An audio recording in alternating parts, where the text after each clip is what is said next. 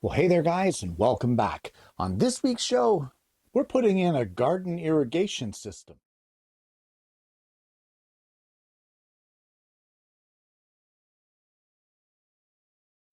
Well, if you have come here to today's episode to learn from the experts, boy, are you in the wrong place.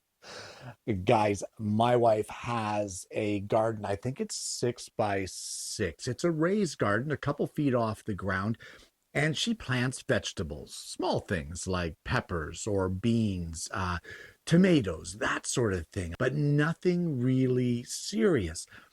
But we got some irrigation fittings, kind of like little tiny sprinkler heads that you can mount around in the garden. And she was trying to put them in, or was thinking about putting them in, and it kind of got overwhelming. And she asked if I would mind helping. And I said, I really don't know anything about it, but I'll give you a hand. And I thought, why not bring it here to the show? And it'll do one of two things. It'll show you what we have done in the garden in order to get the irrigation happening, as well as hopefully, if some of you out there have some expertise, maybe you'll see what we did and say, hey, you know what, Kenny, you might want to keep an eye on this because this could cause you a problem.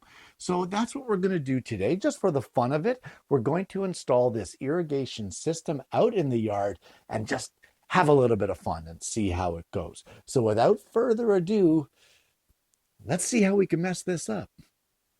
Well, I went and got our irrigation stuff, and honestly, I didn't realize we had this much.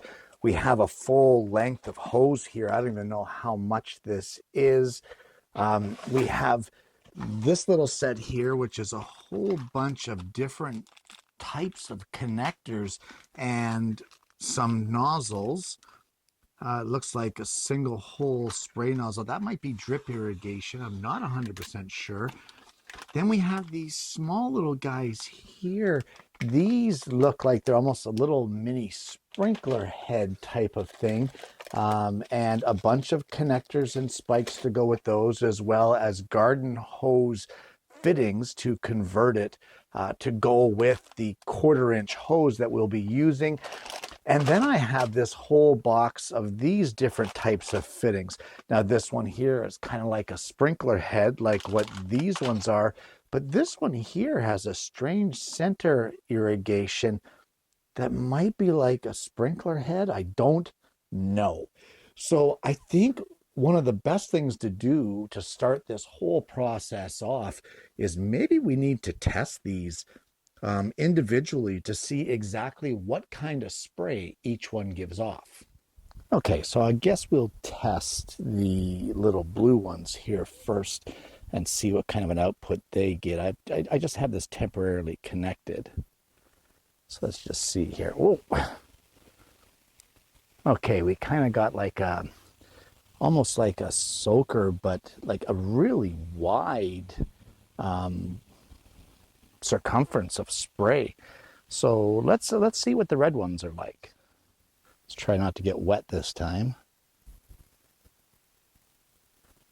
Okay, the wet ones are kind of, or the red ones are kind of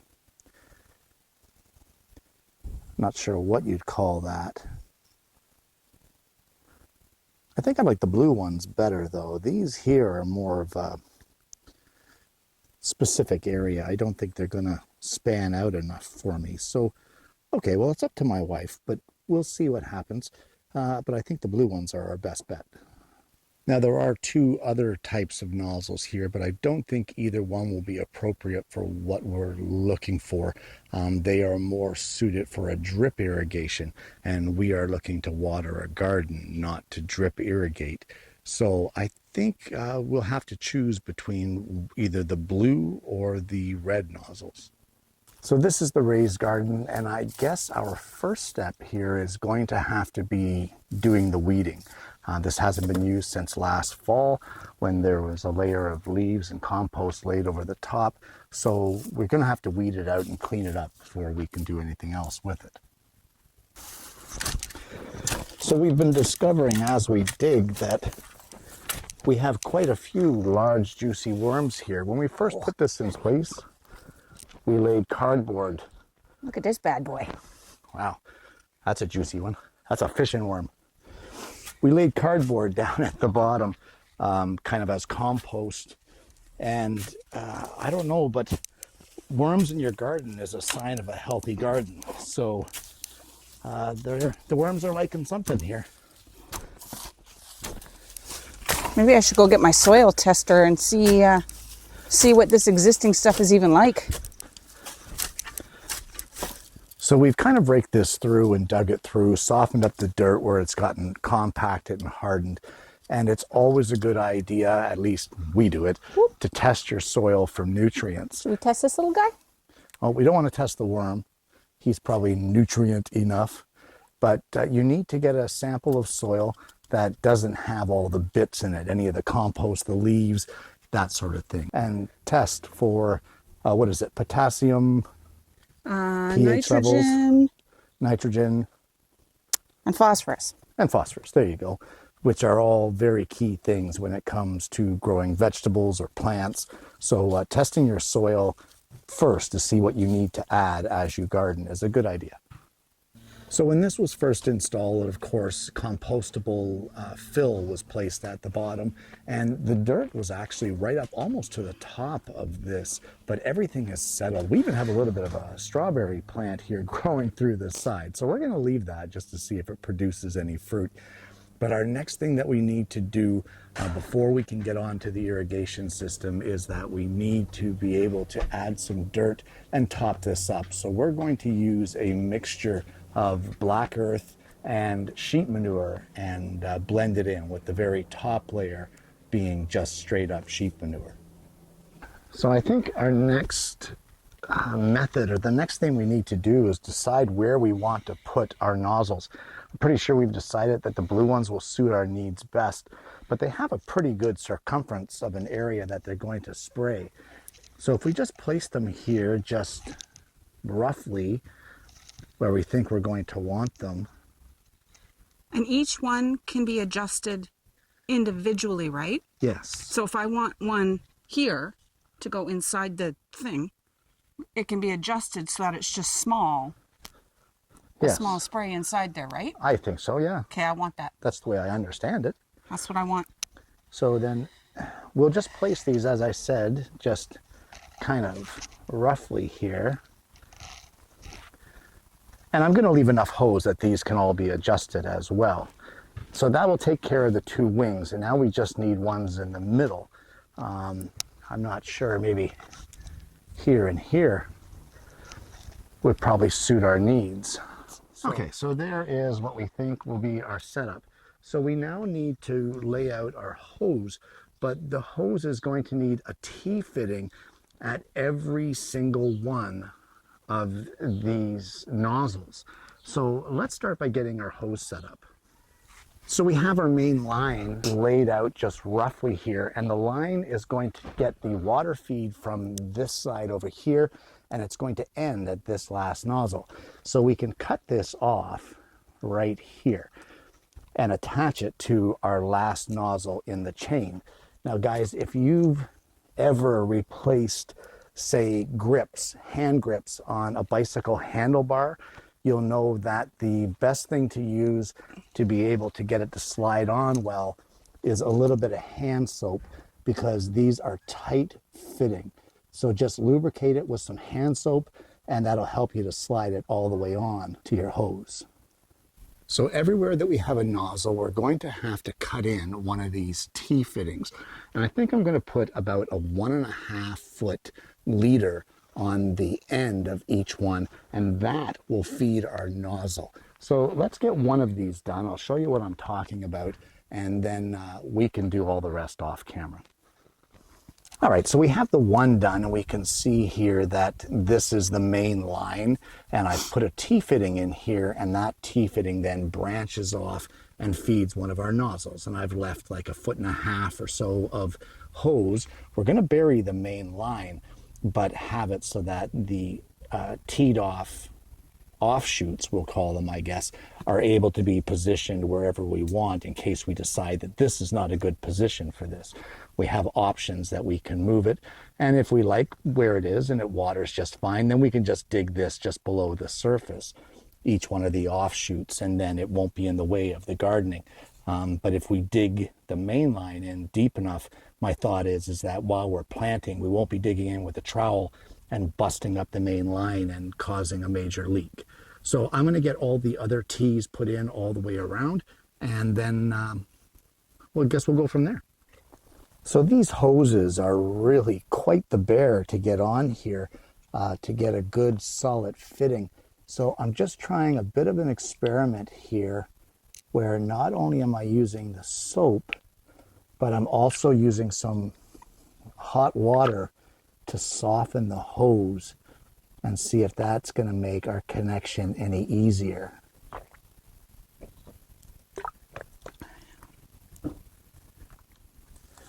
Well, yes and no.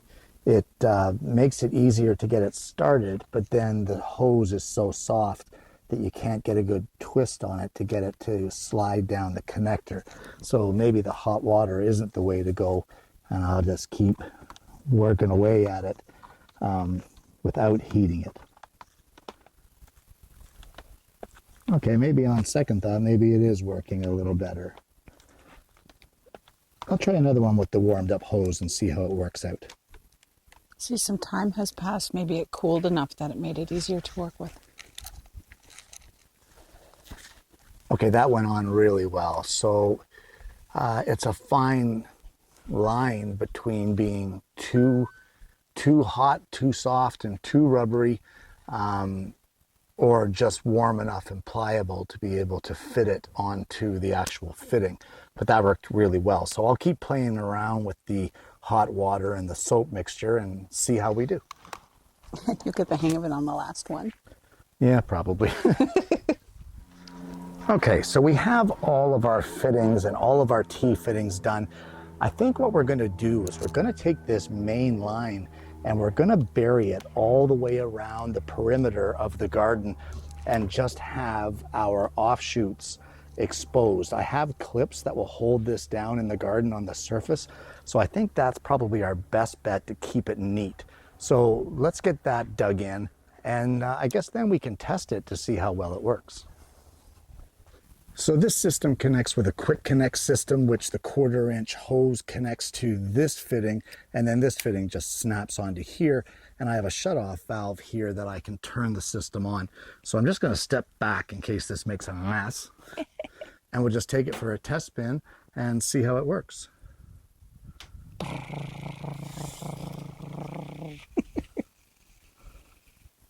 See all the bubbles coming out?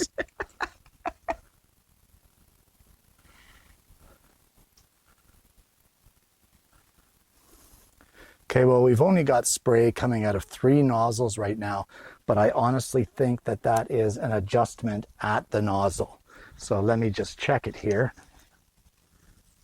Because it is trying to come out here. It's like the water, it runs out.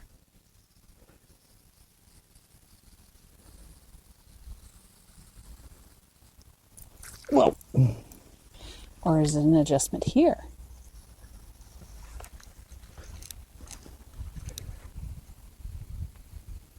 Okay,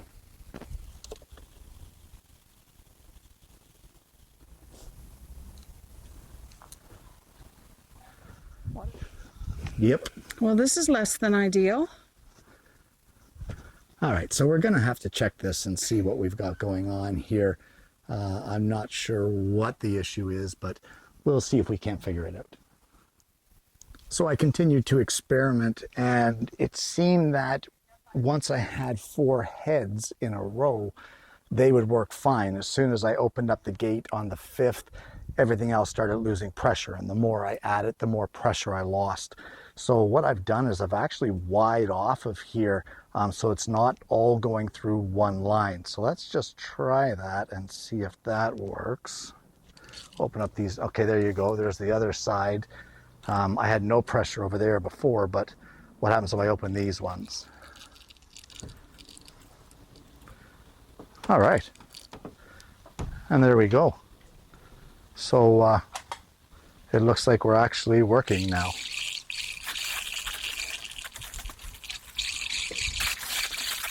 Once we get the air out of the lines. Yeah, and there we go.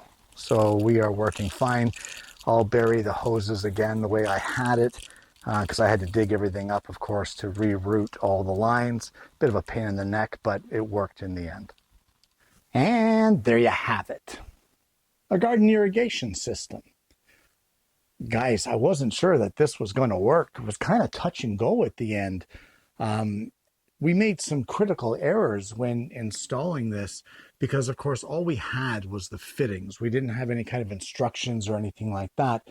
So the critical error, or one of them that we made, is I think we ran too much 1/4 inch line and it just was losing too much pressure. As we turned on the heads, or the sprinkler heads, all the way along, they would just continue to lose pressure until they were all just babbling out. Nothing was actually spraying, but as we closed them off, the pressure started building.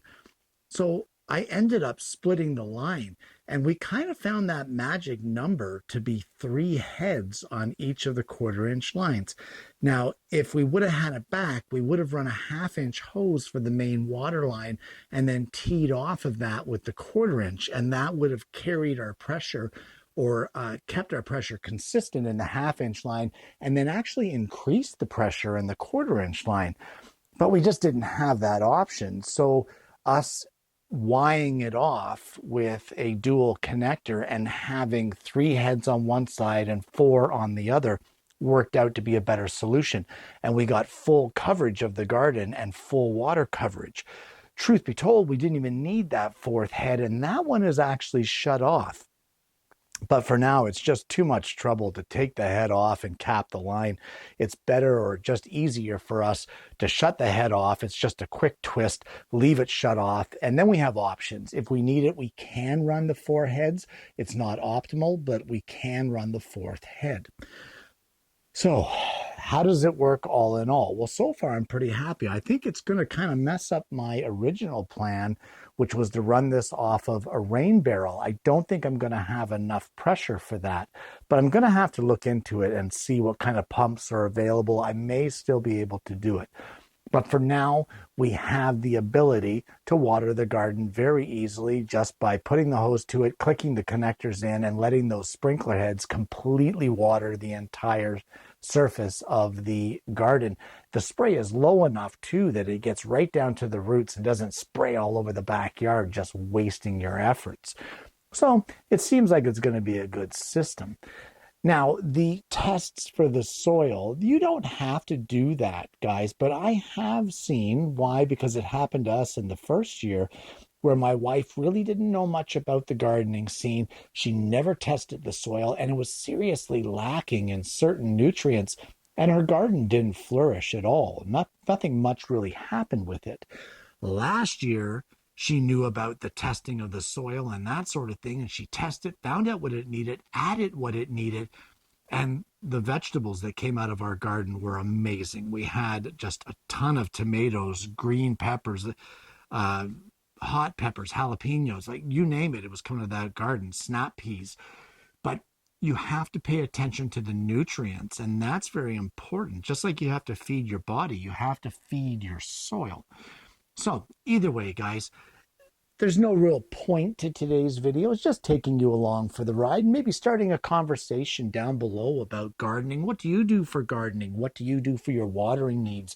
What do you grow in your garden? I know some of you are gardeners. Some of you may not be interested in it. Either way, I had a good time hanging out with the missus today out here in the backyard, kind of getting some sun and getting some frustration. And man, my fingers are sore for putting on those darn fittings. Guys, I want to thank you so much for tuning in this week. I hope you've enjoyed the content. Just a little bit of something a little different, just a little bit of fun to be had. If you haven't already, please consider liking and subscribing to the channel. We have an amazing audience base here, guys, and I'm hoping that you're going to consider becoming a part of that. I really want to thank you again for tuning in. I hope you've enjoyed it. I hope you've been able to take something positive away from this. I hope that maybe it's giving you some ideas for your own gardening needs at your house. And more importantly, guys, I hope you're going to join me again next week when I bring you yet another Alternative Tuesdays.